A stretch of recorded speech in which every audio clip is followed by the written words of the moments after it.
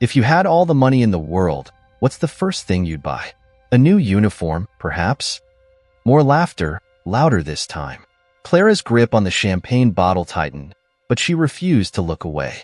Instead, she met Richard's gaze head-on, her calm demeanor only fueling his need to provoke. Well, he pressed. Don't be shy. The room was silent, everyone waiting to see what she'd say. Clara's mind raced, not with panic, but with something else, something she hadn't felt in a long time. Resolve. I'd buy myself a seat at this table, she said evenly, her voice steady but soft enough to make them lean in. And then I'd hire someone to pour me champagne. The room froze. For a moment, there was nothing but the sound of the chandelier crystals tinkling softly as they swayed. Then, a ripple of nervous laughter broke the tension, though it was clear some of the guests weren't laughing at all. Richard's smile faltered, just for a second, but it was enough. Clara stepped back, handing the bottle to one of the other servers, and disappeared into the crowd. She wasn't sure what had come over her, but as she moved through the room, her heart pounding, she felt something she hadn't in years: pride. The party carried on, but the energy had shifted. Whispers followed Clara as she went about her duties, and more than one guest looked at her with a mixture of curiosity and something else. Admiration. Maybe? Whatever it wasn't pity. Richard, on the other hand, seemed unusually quiet. He stood near the fireplace, swirling his drink and avoiding eye contact with his guests. His jaw was tight, and though he tried to mask it, the cracks in his composure were beginning to show. Clara noticed, of course. She always noticed, and as she cleared the empty glasses from a side table, she couldn't help but wonder, what would happen if I didn't just endure this? What if, just once, I turned the tables on him? She didn't have an answer yet, but one thing was certain: tonight wasn't over. Not by a long shot. The party was in full swing, with laughter and clinking glasses echoing through the grand hall. Conversations ebbed and flowed like waves, growing louder as the champagne flowed more freely. Richard Davenport, ever the showman, positioned himself in the center of the room, basking in the attention of his wealthy guests. But beneath his polished exterior, there was a glint of something sharper, almost predatory. He thrived on power, subtle or overt, and tonight, he'd found his target. Clara moved quietly through the room, her tray balanced effortlessly as she collected empty glasses and refilled drinks. She was a shadow, gliding unnoticed among the glamorous crowd. But she could feel Richard's gaze following her, a hunter waiting for the perfect moment to strike. Her stomach nodded, but she kept her expression neutral. Don't let him get to you, she reminded herself. She'd survived worse. Ladies and gentlemen, Richard's voice boomed, commanding the room's attention. Conversations halted, and all eyes turned to him. He raised his glass, the light catching the gold ring on his finger, a symbol of his wealth and stature. Tonight is a celebration, a toast to success, fortune, and of course, the company of fine friends. Applause rippled through the room as Richard took a long sip of his champagne. Then, with a sly smile, he added, "But a party isn't truly memorable without a little fun. Wouldn't you agree?" There were murmurs of agreement, though a few guests exchanged curious glances. Richard's fun had a reputation for being more about his amusement than anyone else's. He clapped his hands, signaling for Clara to step forward. "Clara, my dear, come here for a moment," he said, his tone oozing with mock affection. Clara hesitated, her grip tightening around the tray. She felt the weight of the room's eyes on her, like a spotlight she hadn't asked for. Slowly, she set the tray on a nearby table and stepped forward, her head held high. "Yes, Mr. Davenport," she said, her voice steady despite the growing unease in her chest. Richard gestured for her to stand beside him, a showman setting the stage. "You've been such a wonderful help tonight. Haven't you all noticed?" he said, addressing the room. Polite murmurs of agreement followed, though most of the guests were more interested in where this was going than in Clara herself. "Now, Clara, I was just telling my friends here about how indispensable you are," Richard continued, his smile sharp enough to cut. "But it occurred to me, while you're fantastic at serving champagne and tidying up, I wonder, are you as good at answering questions?" A ripple of chuckles spread through the room, and Clara's stomach sank. She knew this game. Richard was setting her up for one of his tests, little moments where he enjoyed putting people on the spot for his own entertainment. "I'll do my best," she replied, keeping her tone neutral. "Wonderful," Richard said, clasping his hands together. "Let's keep it simple. Imagine this. You've just won the lottery, millions of dollars. What's the first thing you do?" Clara paused, her mind racing. She could feel the weight of their stares, the anticipation thick in the air. She knew better than to answer honestly. This wasn't about her thoughts. It was about Richard showing his power. "I'd invest it," she said after a moment, keeping her voice calm. "Make sure it lasts." Richard raised an eyebrow, feigning surprise. "Invest? How practical of you. But surely, you'd indulge yourself a little. Maybe a new wardrobe? Or," he chuckled, turning to the crowd, "a first-class ticket out of here." The room erupted in laughter, though it was tinged with discomfort. Clara forced herself to smile, her face betraying none of the humiliation burning in her chest. Richard wasn't done. He leaned closer, his voice just loud enough for everyone to hear. "Come now, Clara, don't be shy. If you had the money, what would you buy to impress people like us?" Clara's fingers curled into fists at her sides, hidden by the folds of her skirt. Her mind was a storm of emotions, but she kept her expression calm. "I'm not sure I'd need to impress anyone," she said quietly, her words hanging in the air like a challenge. A hush fell over the room. For a moment, Richard's smile faltered, the edges of his confidence cracking. The silence stretched, thick and uncomfortable, before he laughed, a loud, forced sound that echoed through the hall. "Well, isn't she bold?" he said, raising his glass. To Clara, our very own philosopher. The guests laughed again, though it was clear not everyone found it amusing. Clara stepped back, her hands trembling slightly. She wanted to disappear, but instead, she returned to her tray, her head held high. She refused to give him the satisfaction of seeing her falter. As the party resumed, Clara busied herself with her work, but the humiliation lingered like a shadow. She could feel the whispers following her, some mocking, others curious. A few guests approached her, offering half-hearted apologies or awkward attempts at kindness, but she brushed them off with polite smiles. At one point, a middle-aged woman in an elegant emerald dress stopped her. "You handled that quite well," the woman said, her voice low. "Better than I would have." Clara nodded, her lips curving into a faint smile. "Thank you, ma'am."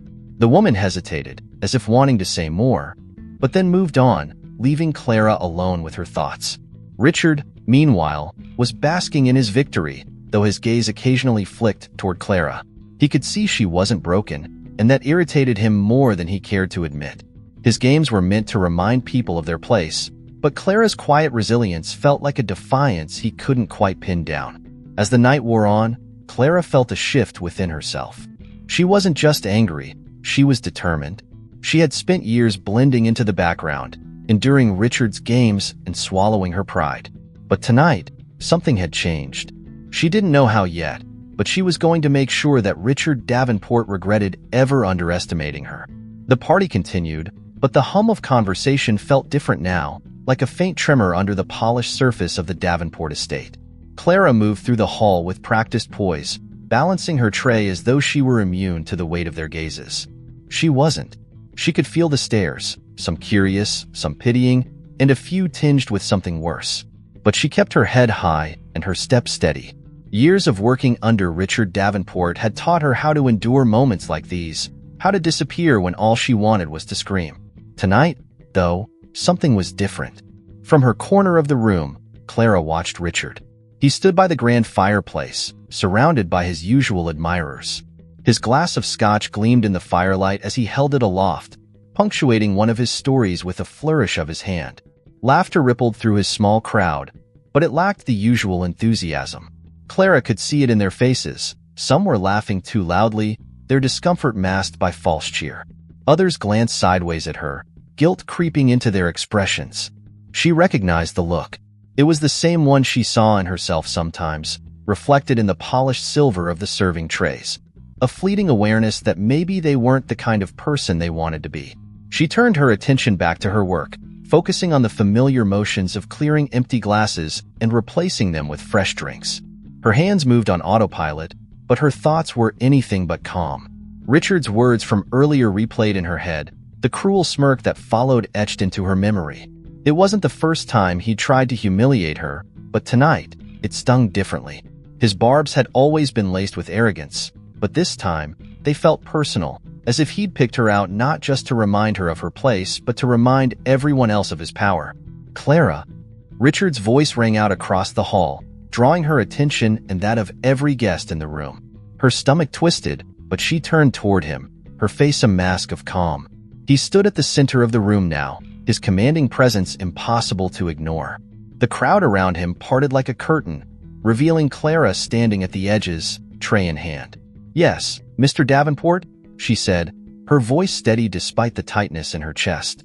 "Come here, my dear," he said, gesturing her forward with a magnanimous sweep of his hand.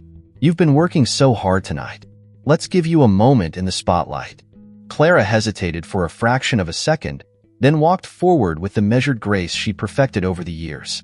She stopped a few feet from him, her tray balanced neatly at her side. Richard smiled at her, the kind of smile that felt like it had teeth. "Ladies and gentlemen," he began, addressing the room, "I've always said that every successful man is supported by a team of people who make his life easier. And tonight, I'd like to introduce you all to one of the best, Clara, our very own miracle worker."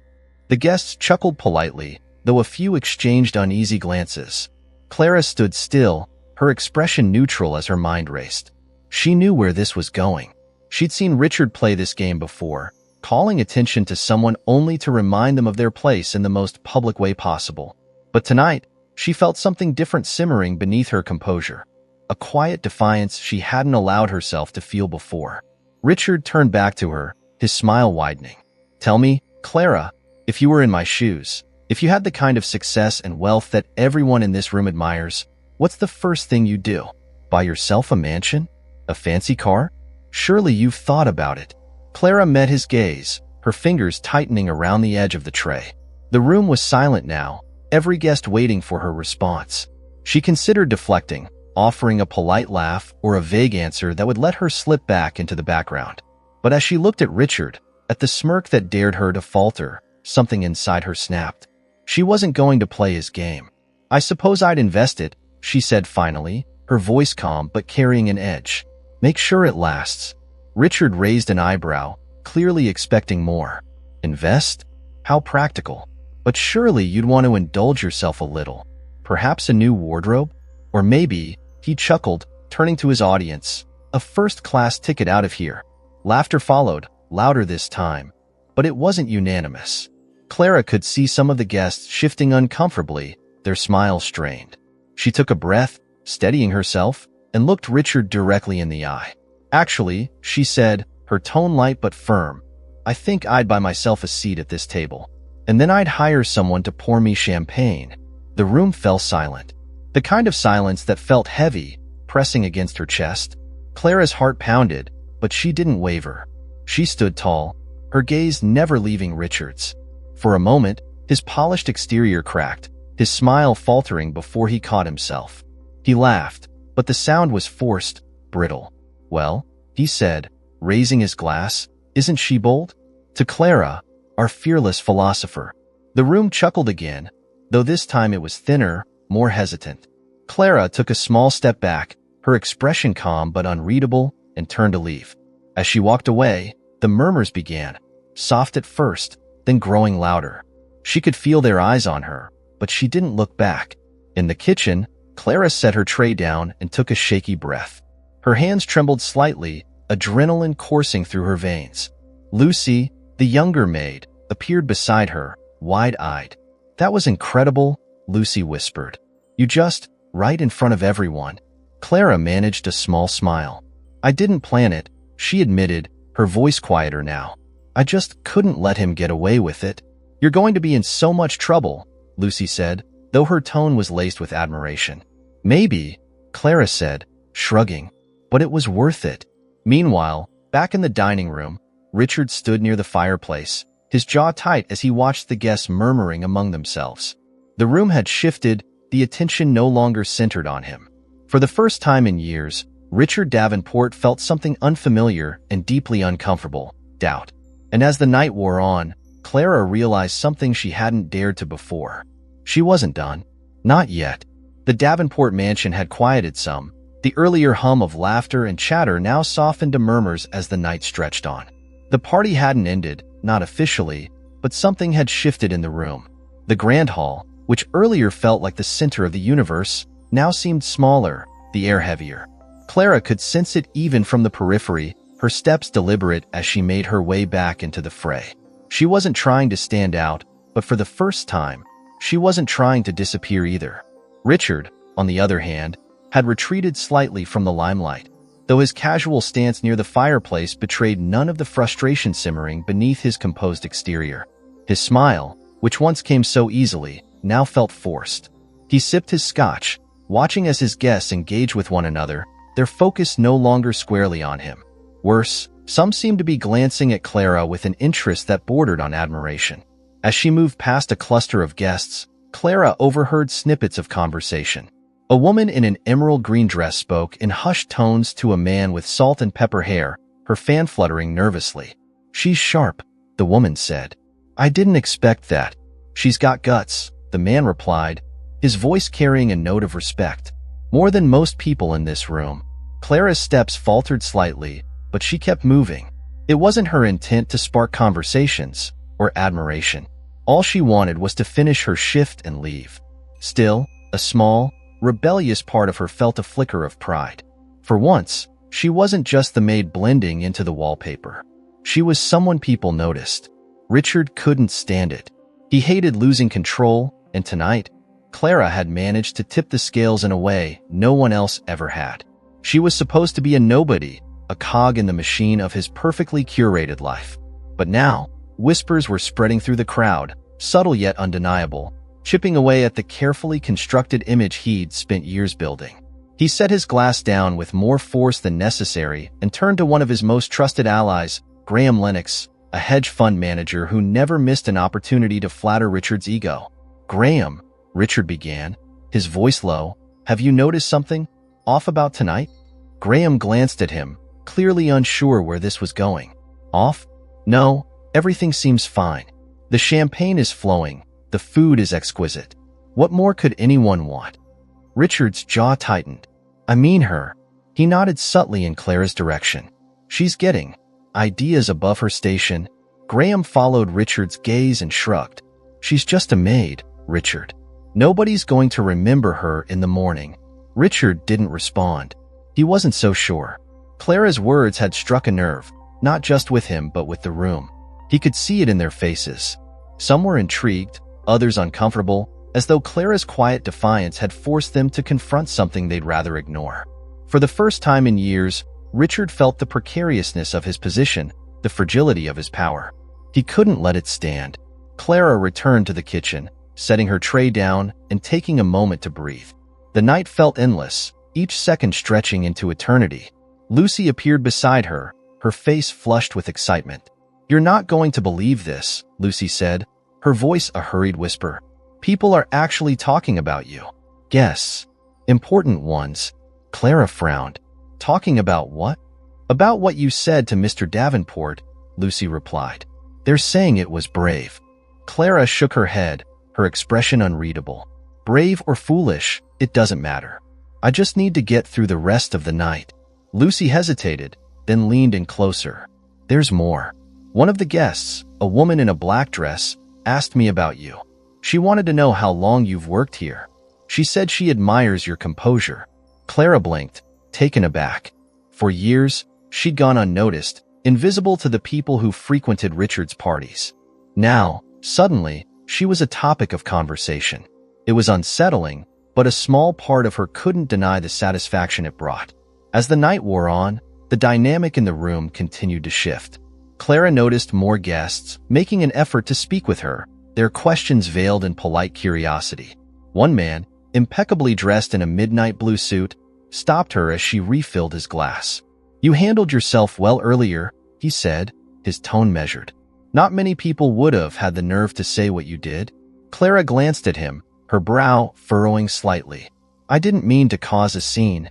Sometimes a scene needs to be caused," he replied, offering her a small, knowing smile. "People like Richard Davenport, they thrive on silence. You reminded everyone here that silence isn't always the answer." Clara didn't know how to respond, so she nodded and continued on her way. The man's words lingered, though, echoing in her mind. Had she really disrupted something larger than herself? Or was this just the idle chatter of wealthy people with nothing better to do? By the time the party began winding down, Richard's patience had worn thin. He approached Clara near the edge of the dining room, his expression carefully neutral but his eyes sharp. "Clara," he said, his voice low and controlled. "A word." She turned to face him, her own expression unreadable. "Yes, Mr. Davenport?" He gestured for her to follow him, leading her into a quieter corner of the hall, away from prying eyes. Once they were alone, his facade cracked, revealing the frustration simmering beneath. "You've made quite an impression tonight," he said, his tone clipped. "More than I'm sure you intended." Clara met his gaze evenly. "I didn't mean to upset you, sir." "Upset?" Richard let out a short, humorless laugh. "No, Clara, you didn't upset me, but you did make things complicated. And complications are something I don't tolerate." Clara felt her chest tighten, but she refused to look away. "I only spoke the truth, Mr. Davenport." Richard's eyes narrowed. "The truth, Clara, is that people like you don't get to rewrite the rules. You play your role, and you play it well. That's how the world works." For a moment, neither of them spoke. The air between them was thick with unspoken tension, a battle of wills playing out in silence. Finally, Clara broke the stare, her lips curving into a faint, enigmatic smile. "Perhaps," she said quietly, "but sometimes, Mr. Davenport, the world changes. Whether you like it or not." She turned and walked away, leaving Richard standing alone, his frustration simmering in the dim light of the hall. As Clara re-entered the kitchen, her heart still pounding, she felt a strange sense of clarity. Tonight, she'd taken the first step towards something she couldn't yet define. And she wasn't done. The hours wore on, and the last of Richard Davenport's illustrious guests began filtering out of the mansion. Clara moved through the room with practiced efficiency, collecting empty glasses and tidying up, all while keeping a careful eye on Richard. His earlier composure had eroded, replaced by a quiet but palpable tension. He stood near the grand piano, his back turned to the dwindling crowd, staring into the amber liquid swirling in his glass. Clara knew that look. It wasn't sadness or reflection, it was calculation. Richard was a man who thrived on control, and tonight, he'd lost it. That small crack in his armor, visible only to those paying close attention, was enough to unsettle her. She could feel it, a storm brewing beneath his carefully polished exterior. By the time the last car disappeared down the winding drive, the mansion was nearly silent. Most of the staff had finished their duties and slipped away to their quarters, but Clara lingered. Something didn't sit right. As she passed through the dimly lit hallways, she found herself drawn to Richard's study, a room she'd only ever entered to dust or deliver drinks. The door was ajar, and faint light spilled out into the corridor. Inside, Richard sat at his desk, a manila folder open in front of him. The desk lamp cast harsh shadows across his face, highlighting the lines that usually stayed hidden beneath his air of confidence. Clara hesitated in the doorway, unsure whether to announce her presence or retreat. "Come in," Richard said without looking up, his voice tired but firm.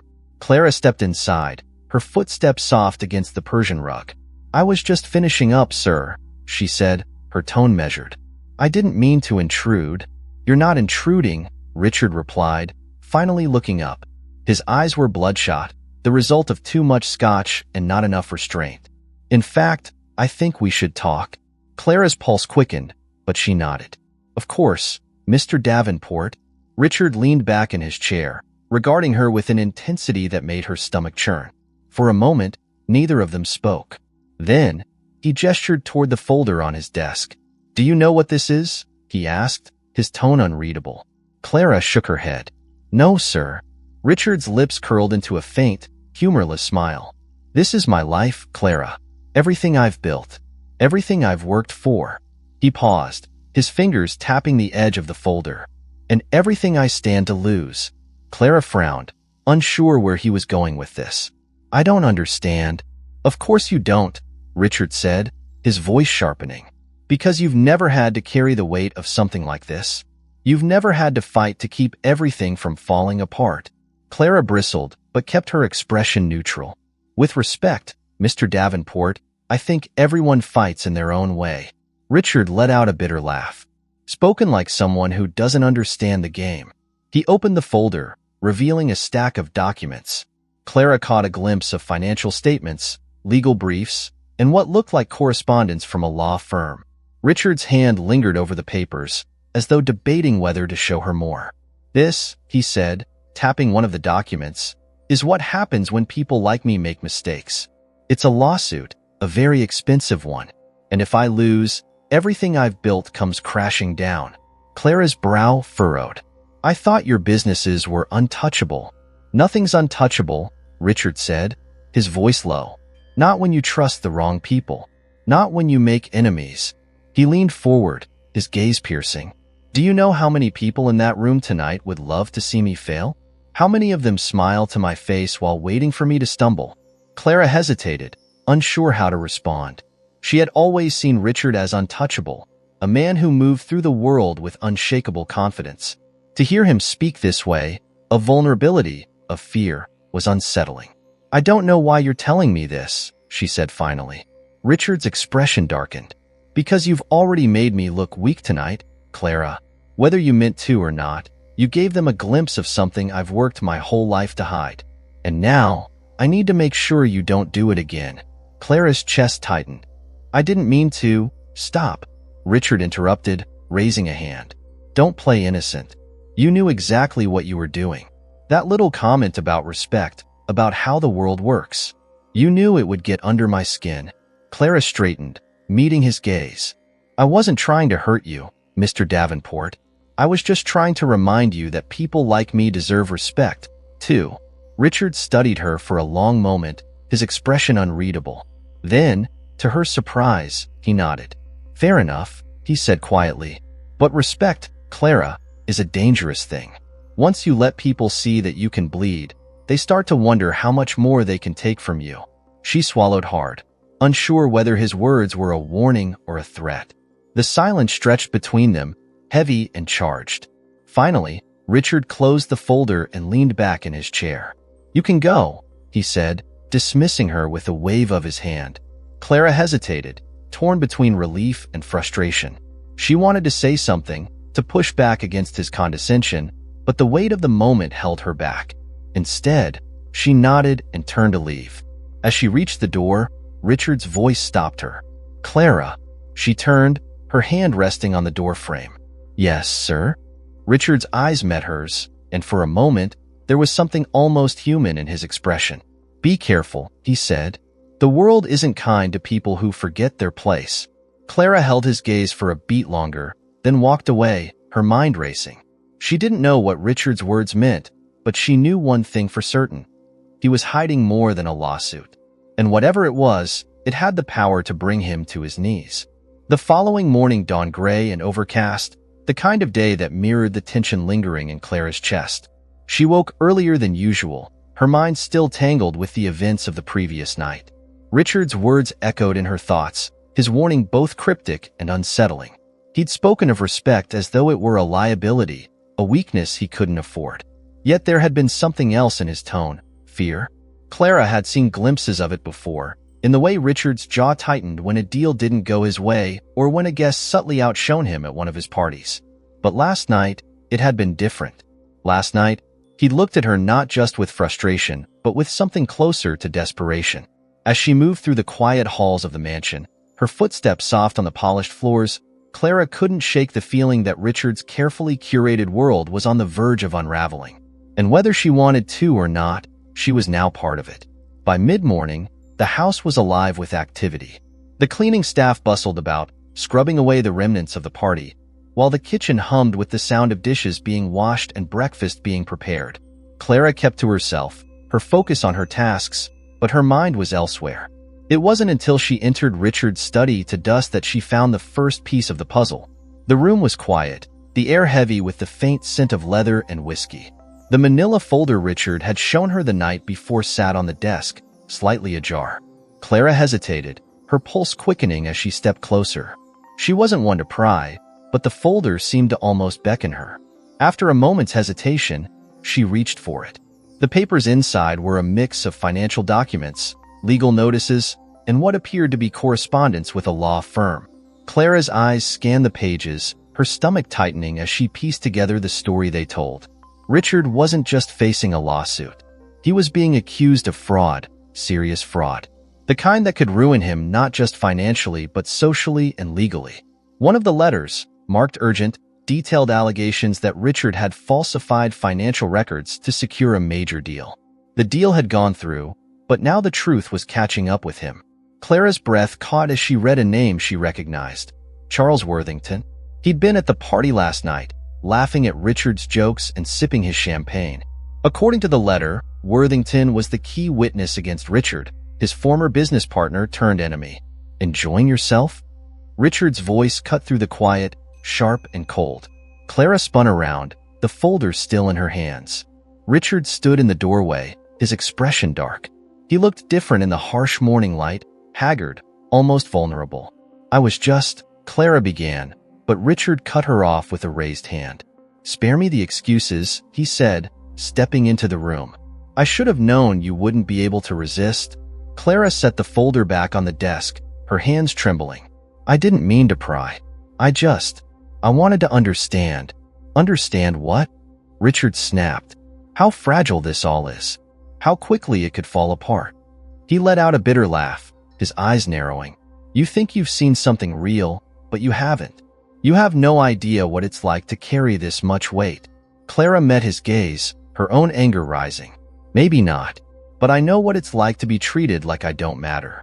Like my only worth is in how well I serve someone else.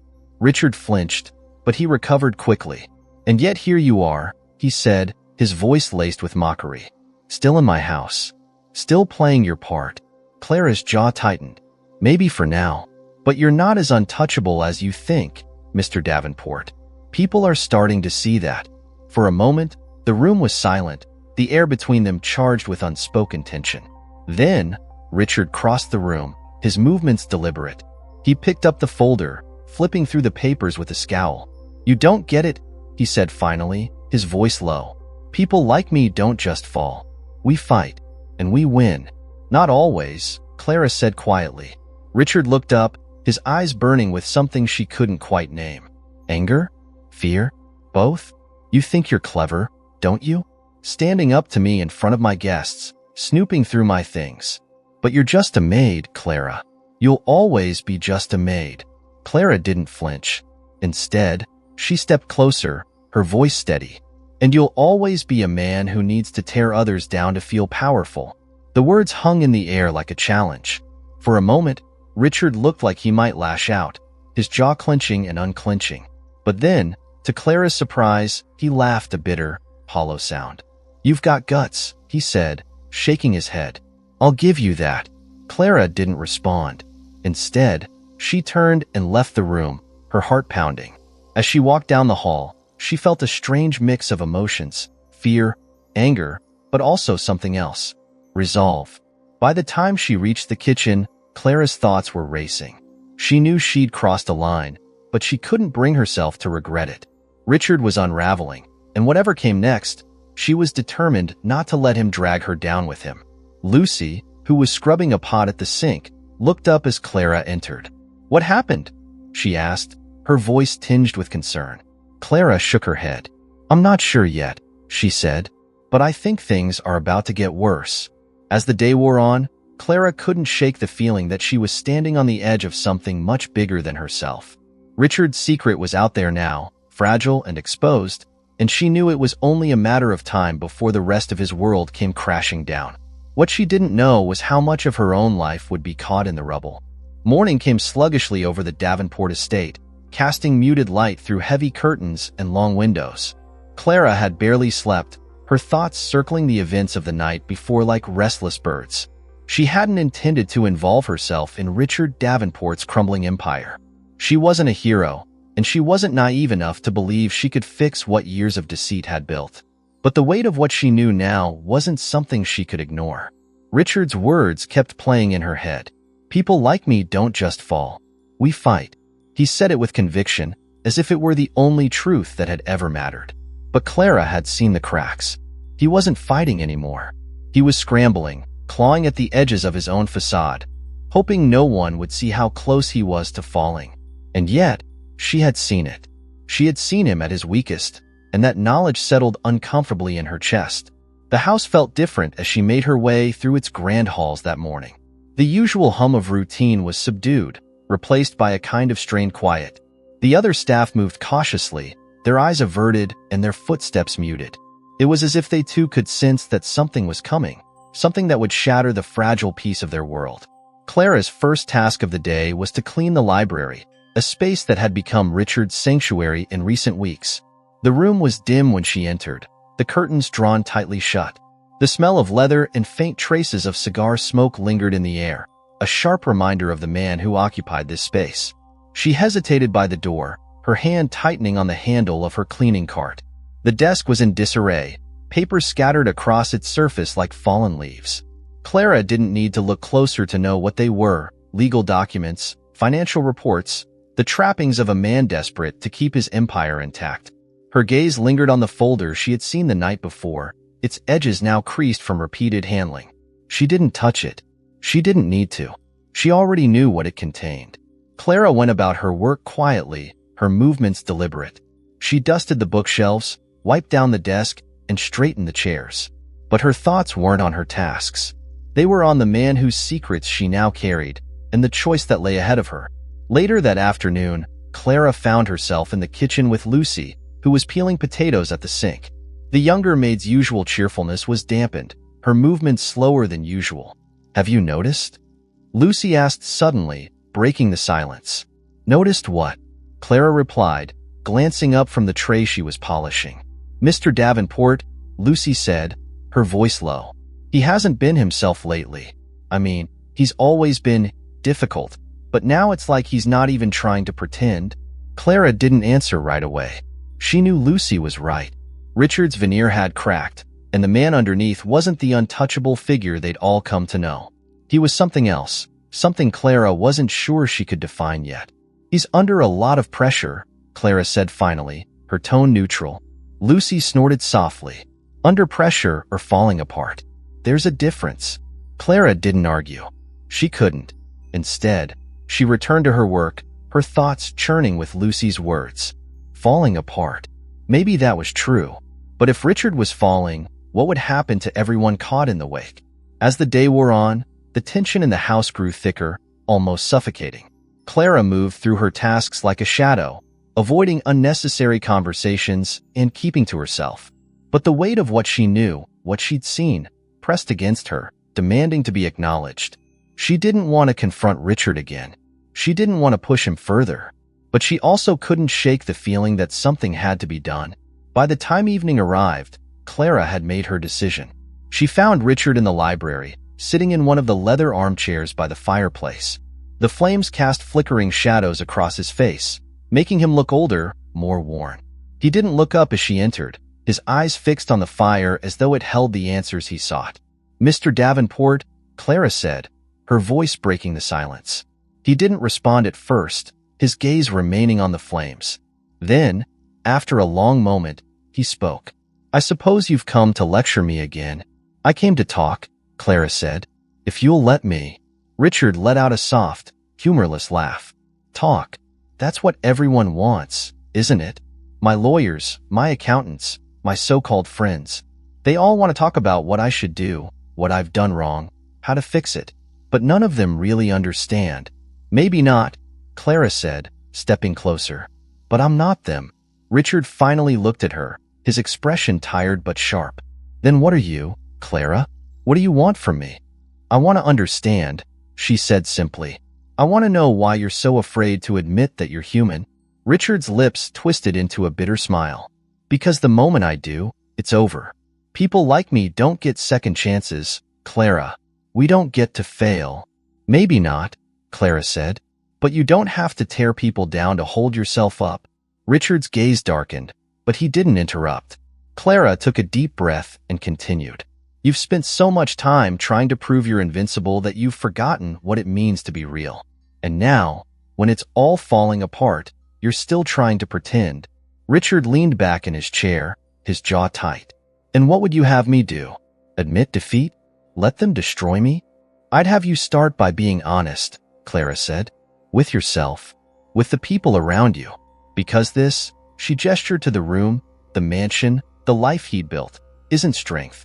It's fear. The room fell silent, the only sound the crackling of the fire. Richard stared at Clara, his expression unreadable. Then, slowly, he shook his head. You're a strange woman, Clara, he said. You speak as though you have nothing to lose. But you do. Everyone does. Maybe, Clara said, but I won't lose myself. For a moment, they simply looked at each other, the air between them charged with unspoken truths. Then, Richard sighed and looked away. You're dismissed, he said quietly. Clara didn't argue. She turned and left the room, her steps steady but her heart pounding. She didn't know if her words had reached him, but she felt lighter somehow, as though she'd shed a weight she hadn't realized she was carrying. That night, as she lay in bed staring at the ceiling, Clara allowed herself a rare moment of hope. Maybe, just maybe, the storm was beginning to pass. The Davenport mansion was unusually quiet, its grand halls steeped in an uneasy stillness that seemed to stretch beyond the walls. Clara could feel it as she moved through her tasks that morning, the kind of silence that only follows a storm, or waits for another to begin. The staff were subdued, their whispers hushed as they went about their routines. Even Lucy, usually a fountain of chatter, worked silently beside Clara in the kitchen. Richard had not emerged from his study all morning, and while most of the staff seemed relieved by his absence, Clara couldn't shake the sense that something was about to happen. She thought back to their conversation the night before, his anger and vulnerability laid bare. She had pushed him, maybe too far, but something in his eyes, just before she left the room, had struck her. It wasn't anger. It was doubt. By midday, the tension in the house had reached a breaking point. Clara was polishing silverware in the dining room when the sound of heavy footsteps echoed through the hall. She turned just as Richard entered, his presence commanding the room despite his disheveled appearance. His usually impeccable suit was wrinkled, his tie askew. Dark circles ringed his eyes, but there was an intensity in his expression that made Clara pause. Clara, he said, his voice firm but lacking its usual sharpness. I need a word. Clara set down the silverware, wiping her hands on her apron as she followed him into the study. The room was dim, the curtains drawn, and the desk was cluttered with papers. Richard gestured for her to sit, but she remained standing, her posture straight. I've been thinking about what you said, Richard began, his tone measured. About strength, about fear. Clara said nothing, letting him continue. She could see the strain in his face, the weight of his thoughts pressing down on him. You're right, he admitted finally, his voice quiet. I've spent my entire life building this image, convincing the world, and myself, that I'm untouchable. And now, it's crumbling. It doesn't have to, Clara said gently. Not if you're willing to change. Richard let out a bitter laugh. Change? People like me don't change, Clara. We adapt. We survive. But change? That's not in our nature. Maybe it's time to try, Clara said. Because if you don't, everything you've built will fall apart anyway. Richard leaned forward, resting his elbows on the desk as he rubbed his temples. Do you have any idea what it's like to carry this much? To know that one mistake could cost you everything? No, Clara admitted. But I know what it's like to lose everything. To have nothing and still find a way to keep going. Richard looked up at her, his expression unreadable. You think I can fix this? I think you can start, Clara said, but only if you're honest. With yourself and with the people who can help you. For a long moment, Richard said nothing. Then he reached into the drawer of his desk, pulling out a sealed envelope. He held it out to Clara, his hand trembling slightly. What's this? She asked, taking the envelope. A letter, Richard said, to Worthington. A confession, of sorts. I'm willing to admit my mistakes, to take responsibility for what I've done, but I need someone to deliver it. Clara's heart raced as she looked at the envelope, its weight heavier than it should have been. You trust me with this? Richard nodded. You're the only one I trust right now. The drive to Charles Worthington's office felt longer than it was, the envelope resting on the seat beside Clara like a ticking time bomb. She had never been to this part of the city before, where glass skyscrapers reached toward the sky and the streets were filled with sleek cars and well-dressed people.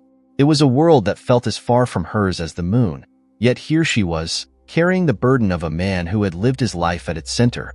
When she arrived, the receptionist led her to a waiting room, where she sat for what felt like hours before being called in. Charles Worthington was nothing like she had expected. He was a tall man with graying hair and a calm demeanor, his tailored suit impeccable, but his eyes were sharp, and they studied her with quiet intensity as she handed him the envelope. "This is from Mr. Davenport," Clara said, her voice steady. Worthington opened the envelope, reading the letter in silence. His expression didn't change, but when he looked up at Clara, there was something almost amused in his gaze. "He sent you to deliver this?" he asked. Clara nodded. He thought it would mean more if it came from someone who knows him as he really is. Worthington's lips quirked into a small smile. "And how is he, really?" Clara hesitated, then said, "Flawed, but capable of change." Worthington chuckled softly, setting the letter on his desk. "You're an optimist." "Maybe," Clara said, "but I've seen what happens when people don't try. And I think he's trying." When Clara returned to the mansion that evening, the tension in her chest eased for the first time in days. She found Richard in the library, staring out the window at the darkening sky. He turned as she entered, his expression wary. "You delivered it?" he asked. Clara nodded. "He read it. And he didn't say much," Clara admitted. "But I think he listened." Richard exhaled slowly, his shoulders sagging. For the first time, he looked less like a man holding up a crumbling empire and more like someone willing to let it fall if it meant building something better. "Thank you," he said quietly. Clara met his gaze. "Don't thank me yet. You still have a lot of work to do." Richard smiled faintly, the closest thing to warmth she'd ever seen from him. "I suppose I do." In the days that followed, the mansion slowly returned to its usual rhythm. The lawsuit wasn't resolved overnight, and the fallout from Richard's confession was far from over. But something had shifted. He was no longer hiding, no longer pretending. And while the road ahead was uncertain, Clara felt a sense of closure she hadn't expected. As she finished her tasks one evening, Lucy caught her in the hallway. "You've changed him," Lucy said, her voice filled with awe. Clara shook her head. "He changed himself. I just reminded him it was possible." Lucy smiled, her admiration evident. "You're incredible, you know that?" Clara laughed softly. "I'm just doing my job." But as she walked away, she realized that for the first time, it felt like more than just a job. It felt like a choice to stand tall, to speak out, and to make a difference. And that, she decided, was worth everything.